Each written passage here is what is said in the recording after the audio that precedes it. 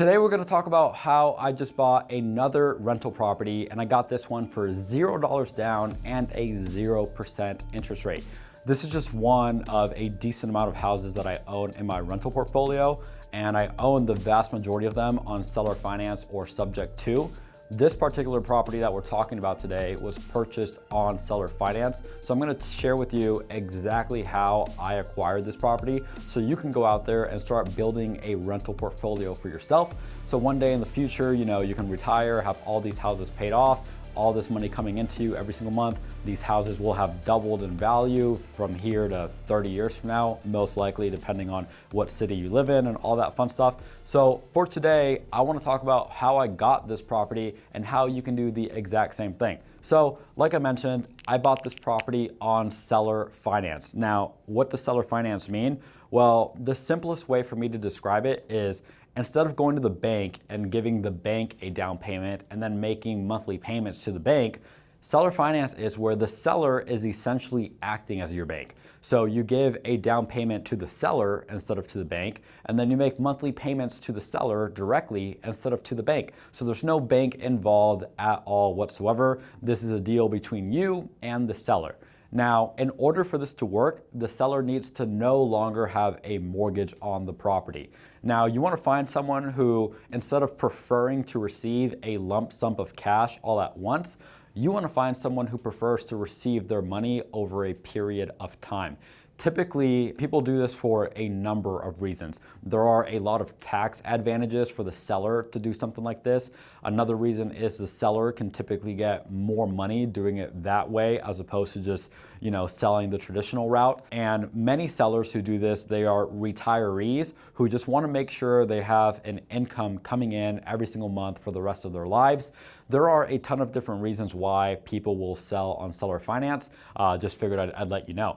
So for this deal, how does everything work? Let's talk about all the numbers. And my goal for this video is for once you're done watching this video, for you to have no questions on how you can go out there and start buying rental properties for yourself with no money down or very little money down. So there are 5 main things that you need to negotiate with a seller finance deal. So the first few, you probably will already know what they mean. The first one is price, okay?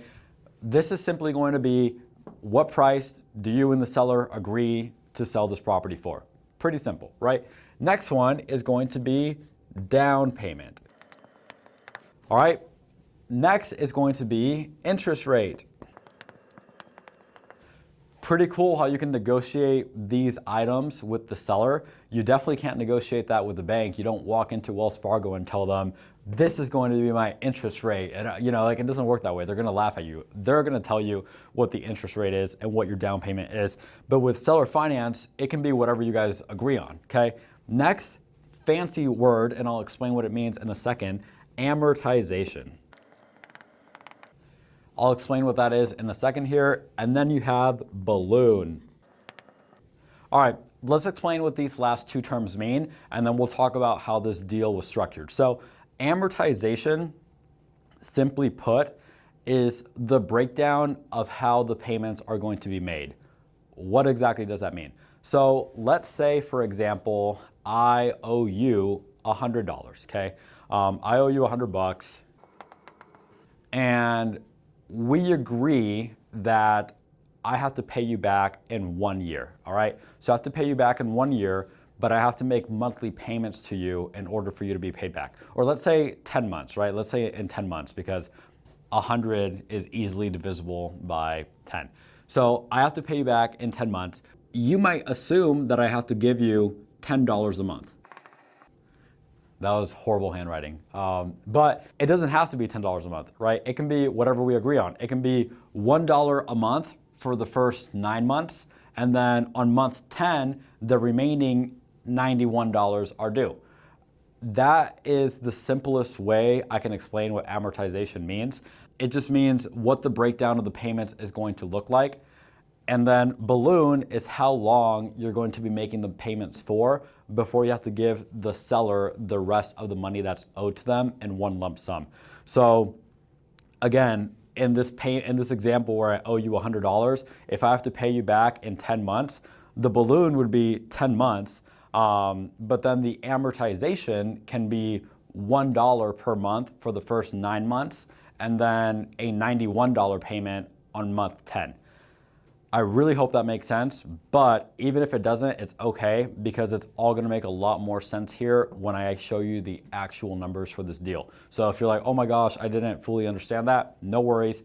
Everything else will still make sense to you, and you'll still be able to go out there and buy houses with no money down or very little money down. I got you. So let me go ahead and erase this.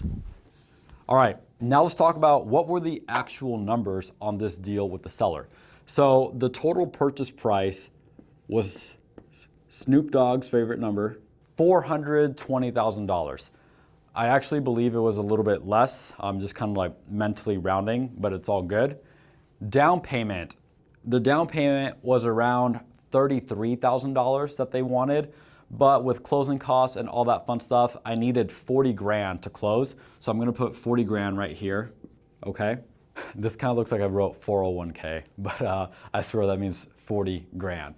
Okay, interest rate. It can be whatever it is that you guys agree on. So in this case, we did 0% interest, all right? Now, by the way, you might be wondering, Ray, you said you bought this house, no money down, but here you talked about how the down payment was 40 grand. Like, which one is it? I'll get to that in a second. I promise you I'm not lying when I say no money down. So interest rate, 0%. Amortization, we just said, hey, I'm gonna give you $1,200 a month. So for the amortization, we said it was gonna be $1,200 a month for the next 7 years. So in a total of 7 years, I will have paid him right around $100,000. And at the year 7 mark, this gentleman, he's an elderly gentleman, so he's like, hey, 7 years from now, I wanna get the rest of my money. I'm going to owe him one payment of roughly $300,000. Now, we can get more into this in a second, but how do you come up with the 300 grand? Well, if you have it in your savings account, great. If not, you can refinance. If not, you can sell the property. But we'll talk about all that in a second. And this is really no big deal. So we'll talk about all this fun stuff and make sure you fully understand everything. So we have a $420 purchase price, 40K down, 0% interest rate, $1,200 a month are my payments to him, and then a balloon in 7 years. Okay, balloon is due in 7 years. Now, I actually didn't negotiate any of this deal myself. A wholesaler negotiated all of this and then sold it to me for a $10,000 assignment fee. So the price to the seller plus the wholesale fee, all that stuff, was $420,000. The down payment, it was like 23 grand that the seller wanted. And then the wholesaler added a $10,000 fee on top of the down payment. So it was like $33,000 down plus another 7 grand in closing costs is how we came up with that $40,000 number. Wholesaler negotiated 0% interest rate. They negotiated a $1,200 monthly payment, and they negotiated a 7-year balloon. Now this property already had a tenant in it paying $1,900 a month. Okay, so this property already has a tenant in there that was paying $1,900 a month. And so I looked at this and I said, okay, I need 40 grand in order to buy this property. And this property is going to bring in $1,900 a month, but I know I'm going to owe $1,200 a month. So what I did was I reached out to one of my friends and I said, hey, let me borrow 40 grand so I can buy this house.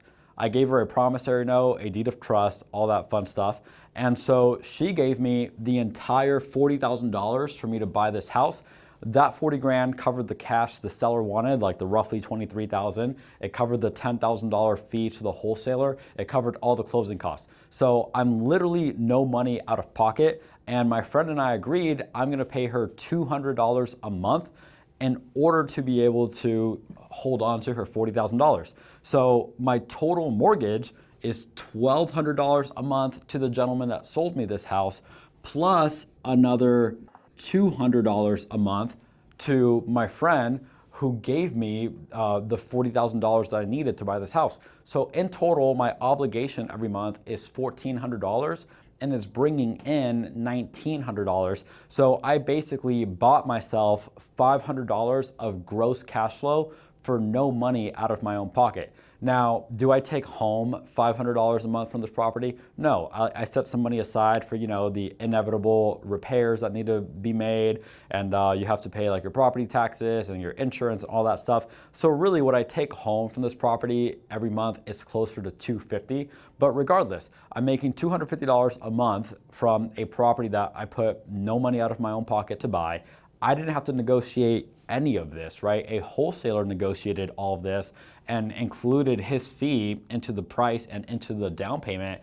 I just raised the money from somebody and I got into this house that was built in 2023. I got this pretty much brand new house, no money out of pocket. Now what happens 7 years from now, right? What's gonna happen? Because I will still owe roughly $300,000 to this gentleman, right? And so what am I going to do? Well, the house today is worth between $400,000 and $420,000.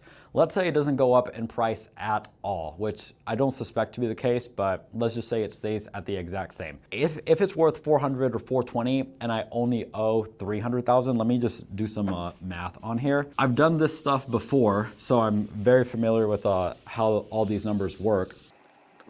You can go to the bank and refinance your property. So here's how that would look. Let's say it's a $400,000 house. You owe $300,000. Many banks will give you a loan for 75 to 80% of the appraised value. So if this house appraises for $400,000, 75% of that is 300 grand. So if you owe 300,000 and the bank is willing to give you a loan for 300,000, you're gonna get the 300,000 from the bank. You're gonna go and give that to the seller that you owe the $300,000 to. And now this new loan that you got for 300 grand is due in 30 years. And you don't have to put any money down to get this new loan of 300,000. A lot of people think, oh, don't I need to put 20% down? No, with the refinance, the banks just want to see that you have at least 20, 25% equity in the house, which in this case you do. So if I want to, 7 years from now, I'll just go refinance this property. Granted, I'm not gonna get a 0% interest rate at that point, but I still will be no money out of my pocket on this property right here. So that's option one. Option two, I owe $300,000 on this house, plus the 40 that I owe to my friend or whatnot. I can just sell this house for $400,000, pay my friend the $40,000 or whatever it is that I owe them, and then pocket the rest. Or option three, you can just pay off the $300,000 that you owe if you have the money sitting in your account. And so this is my personal strategy for acquiring rental properties. I look for good deals where the interest rate and the monthly payments are far below what I can rent this property out for. And then I go raise the money that I need for the down payment. I pay the person who's giving me a down payment. I pay them a little bit of interest every single month so that they can make money, I can make money as well. And overall, it is a win-win. So that is how this whole thing works. If you have any questions, leave them down below. And if you want to schedule a one-on-one call with me, you want to talk about flipping, wholesaling, buying rentals, any of that stuff, I will leave a link down below. They're not cheap, but it is a satisfaction guarantee or your money back. So if you have a problem in your real estate investing business that you want me to help you solve, if getting that problem solved is worth more to you than the cost of the call, definitely book a call below. And again, if you're not 100% satisfied, I'll just give you your money back so you know there is no risk to you when you go ahead and book this call. All right, thanks for watching. I'm out of here. Bye.